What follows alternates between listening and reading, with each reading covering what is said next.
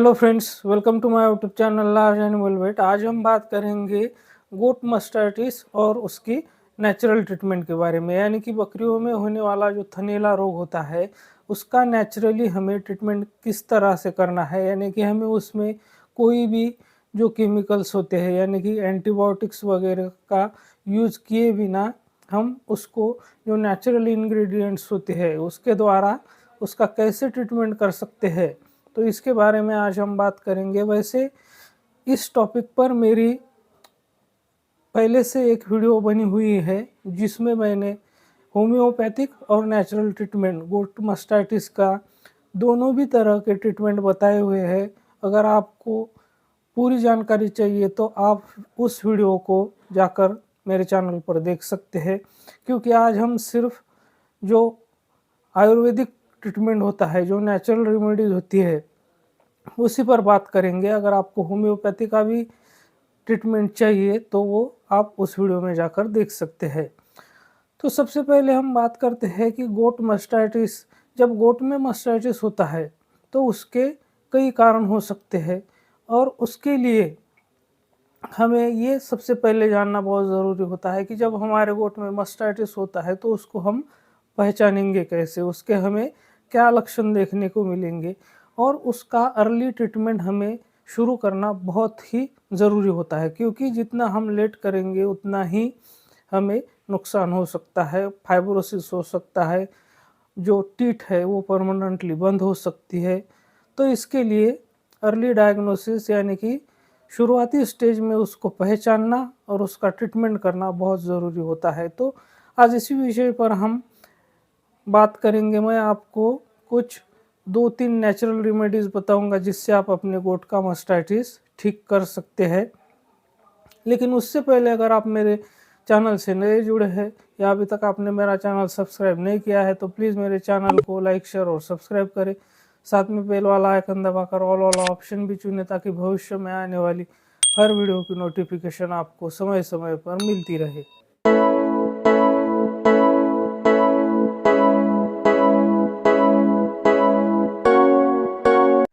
तो सबसे पहले हम बात करते हैं कि जब हमारे गोट में मास्टाइटिस हो जाएगा तो उसके हमें क्या क्या लक्षण देखने को मिलेंगे। तो जब मास्टाइटिस सब क्लिनिकल होता है, जब बाहर से कोई ऊपरी हमें साइंस नज़र नहीं आते, तब हो सकता है कि उसके दूध में हमें कुछ चेंजेस देखने को मिल सकते हैं, जैसे कि दूध फटा हुआ सा आना या दूध पानी जैसा आना। तो मिल्क में चेंजेस हमें देखने को मिल सकते हैं अगर सब क्लिनिकल मास्टाइटिस है। तो जब क्लिनिकल मास्टाइटिस होता है यानी कि जब बाहर से हमें उसके लक्षण नज़र आते हैं, तो उस वक्त हमें क्या लक्षण नज़र आएंगे कि जो बकरी की अडर होती है तो वो उस पर स्वेलिंग आ जाएगी, वो रेड कलर की दिखने लगेगी, और जो स्वेलिंग है वो पेनफुल हो सकती है, हॉट हो सकती है, और जो स्वेलिंग अडर पे आएगी वो टीथ तक भी आ सकती है। बकरी का जो बॉडी टेम्परेचर है वो बढ़ जाएगा, बकरी का खाना पीना जो है वो नॉर्मल नहीं रहेगा, वो कम हो जाएगा, वो अस्वस्थ रहने लगेगी यानी कि बेचैन रहने लगेगी। और जब उसके बच्चे, अगर वो दूध पिलाने वाली है तो उसके अगर बच्चे हैं तो वो दूध पीने जाएंगे तो वो उसको दूध नहीं पीने देगी। जब हम भी उसका दूध निकालने जाएंगे तो वो दूध निकालने नहीं देगी, क्योंकि उसे पेन होगी, तकलीफ़ होगी। तो और मिल्क में भी हमें कुछ चेंजेस देखने को मिल सकते हैं। अगर मास्टाइटिस ज़्यादा प्रोग्रेसिव है, उसमें अगर हमें शुरुआत में ध्यान नहीं गया है और वो जो अडर है वो हार्ड बनने लग गए हैं, तो हो सकता है कि हमें उसके दूध में खून देखने को मिल सकता है, यानी कि जो दूध है वो लाल कलर का देखने को मिल सकता है, उसमें कुछ पस जैसा हमें देखने को मिल सकता है, या फिर उसमें फ्लेक्स हमें देखने को मिल सकते हैं। दही के जैसा दूध आ सकता है, पानी के जैसा आ सकता है, उसकी बदबू आ सकती है। तो इन सारे लक्षणों से हम पहचान सकते हैं कि हमारे गोट में मास्टाइटिस यानी कि थनैला रोग हुआ है। तो सबसे पहले जो हर्बल रेमेडी मैं आपको बताने जा रहा हूँ बहुत ही कमाल की है और बहुत ही इफ़ेक्टिव है। जो गोट मास्टाइटिस में ही नहीं, सिर्फ आप उसको गोट के किसी भी डिसीज़ में अगर आपको लगता है कि हमारी बकरी बीमार है, उससे कोई भी प्रॉब्लम है, तो आप इस रेमेडीज़ का यूज़ कर सकते हैं। तो वो रेमेडी है गार्लिक यानी कि लहसुन। जैसा कि आप स्क्रीन पर देख रहे हैं, ये लहसुन जो है वो उसमें बहुत सारे मेडिसिनल प्रॉपर्टीज़ होती है। तो लहसुन बकरी के लिए ख़ास करके जब हम मास्टाइटिस की बात कर रहे हैं, तो मास्टाइटिस के लिए एक बहुत ही शानदार दवाई का काम करती है, क्योंकि लहसुन के अंदर वो जो प्रॉपर्टीज़ होती है, मेडिसिनल प्रॉपर्टीज़ होती है, तो वो एंटीबैक्टीरियल भी है, एंटीवायरल भी है, एंटी फंगल भी है, एंथेलमिंटिक भी है, एंटीसेप्टिक भी है। तो इसका मतलब ये है कि वो जो पेट के कीड़े होते हैं उसको मारने का भी काम करता है। जो वायरल बीमारियाँ होती है तो वहाँ पर एंटीवायरल भी काम करता है, बैक्टीरियल डिसीज़ में एंटीबैक्टीरियल का भी काम करता है, और इसके साथ-साथ अगर फंगल इन्फेक्शन है तो एज़ ए एंटी फंगल भी काम कर सकता है, और जो सेकेंडरी बैक्टीरियल इन्फेक्शन कहीं होता है तो एज़ वो एंटीसेप्टिक भी काम करता है। तो इसके साथ-साथ लहसुन की जो मेडिसिनल यूज़ है, जो मेडिसिनल प्रॉपर्टी है, वो सबसे अच्छी मेडिसिनल प्रॉपर्टी उसकी ये है कि वो इम्यून बूस्टिंग प्रॉपर्टी उसमें होती है, यानी कि जो रोग प्रतिरोधक क्षमता बढ़ाने का काम जो करता है, तो वो लहसुन सबसे बेस्ट होता है, जो कि इम्यूनिटी बढ़ाने का काम करता है। तो अब इसका हमें हमारी बकरी के मास्टाइटिस में यूज़ कैसे करना है, इसके बारे में हम बात करते हैं। इतना ही नहीं, गार्लिक के अंदर 25 से भी ज़्यादा ऐसे सब्सटेंसेस होते हैं, यानी लहसुन के अंदर 25 से भी ज़्यादा ऐसे सब्सटेंस है जो कि बीमारियां फैलाने वाले जो जीवाणु होते हैं, विषाणु होते हैं, तो उनको मारने की क्षमता रखता है, और इसीलिए वो पशु की यानी कि बकरी की इम्यूनिटी को भी बढ़ाता है। इतना ही नहीं, गार्लिक के अंदर एंटी इन्फ्लेमेटरी और एनाल्जेसिक प्रॉपर्टीज़ भी होती है, तो उसकी वजह से वो इन्फ्लेमेशन कम करता है, यानी कि अगर गोट की अडर पे स्वेलिंग आ गई है, तो उस स्वेलिंग को कम करने का काम, और साथ ही में पेन किलर का भी काम ये गार्लिक करता है।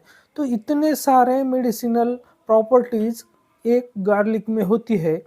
तो आपको करना क्या है कि आपकी जो बकरी है, उसको अगर मास्टाइटिस हुआ है, तो 3 लहसुन की जो कलियाँ होती है, तो सिर्फ़ 3 कलियाँ आपको लेनी है, और दिन में 1 बार 3 कलियाँ उसको खिलानी है। तो ये आपको लगातार 3 से 4 दिन तक करना है।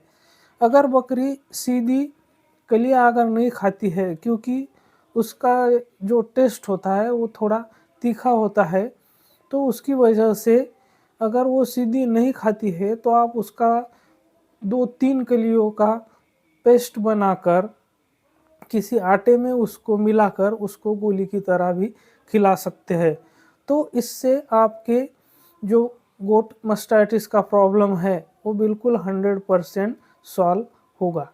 अगर पेन आपको लग रहा है कि बहुत ज़्यादा स्वेलिंग भी है, पेन भी है, तो आप इसके साथ-साथ क्या कर सकते हैं कि जो कोकोनट ऑयल होता है उसमें थोड़ा-सा हल्दी मिलाकर उसको अडर पे आपको ऊपर से उसका लेप लगा देना है, और उसको छोड़ देना है। तो इससे क्या होगा कि जो टर्मरिक होती है, हल्दी होती है, तो उसमें भी एंटीबैक्टीरियल प्रॉपर्टीज़ होती है, एंटी इन्फ्लेमेटरी प्रॉपर्टीज़ होती है, तो उसकी वजह से जो उसकी पेन, स्वेलिंग है, वो कम हो जाएगी। तो ये हो गई हमारी पहली रेमेडी, बिल्कुल सिंपल है। आपको लहसुन की 3 कलियाँ रोज़ अपनी बकरी को 3 से 4 दिन तक खिलानी है, और बहुत ज़्यादा अगर पेन है, स्वेलिंग है, तो ऊपर से भी आप उसको हल्दी जो है वो कोकोनट ऑयल में, नारियल के तेल में मिलाकर उसको ऊपर से लेप लगा सकते हैं। थोड़ा-सा गुनगुना तेल करके उसमें हल्दी डालना है और उसको ऊपर से लगा देना है, तो उससे स्वेलिंग बहुत जल्दी कम हो जाएगी। तो अब हम बात करते हैं दूसरे रेमेडीज़ के बारे में। तो दूसरे में आपको क्या करना है कि जैसे कि आप स्क्रीन पर देख रहे हैं टी ट्री ऑयल, तो इस ये ऑयल आपको लेना है। तो वैसे ये ऑयल जो होता है वो स्किन पे यानी कि गोट की जो अडर होती है, टीथ होती है, तो उस पे हम डायरेक्टली नहीं लगा सकते हैं क्योंकि वो स्किन पे थोड़ा हार्श होता है। इसलिए आपको क्या करना है, जो अडर के हिसाब से आपको थोड़ा-सा 10 एमएल, 20 एमएल जितना लगता है उतना नारियल तेल आपको लेना है और उसमें सिर्फ़ 2-3 बूँद इस टी ट्री ऑयल के मिक्स करने हैं। वो दोनों को अच्छी तरह से मिक्स करना है और पूरी अडर पे लगाना है। लेकिन इसमें एक बात का आपको ध्यान रखना है कि ये आपको टीथ पे नहीं लगाना है, सिर्फ़ अडर पे लगाना है। क्योंकि अगर टीथ पे आप लगा देंगे तो जो अगर वो नर्सिंग है मतलब कि उसके जो मेमने होते हैं वो दूध पीने वाले अगर है, तो वो दूध नहीं पिएँगे। तो इसी वजह से आपको उसको टीथ पे नहीं लगाना है, सिर्फ़ अडर पे लगाना है। तो ये दिन में आप एक बार 2-3 दिन तक इसको करना है और अगर ज़्यादा पेनफुल है, स्वेलिंग है अडर पे, तो उसमें आप जैसे कि आप स्क्रीन पर देख रहे हैं, तो इस ये लेवेंडर ऑयल जो है, तो उसकी 1 या 2 बूँदें आप उसमें मिक्स करके लगा सकते हैं। तो ये भी एक बहुत ही अच्छा नेचुरल तरीका है गोट मास्टाइटिस को रिकवर करने का। तो मैंने आपको 2 रेमेडीज़ बताई है जो कि आप इज़िली घर पर कर सकते हैं और अपने गोट को इसके साथ-साथ मास्टाइटिस के साथ-साथ बाकी इन्फेक्शन से भी बचा सकते हैं। उसकी इम्यूनिटी अच्छे से बढ़ा सकते हैं।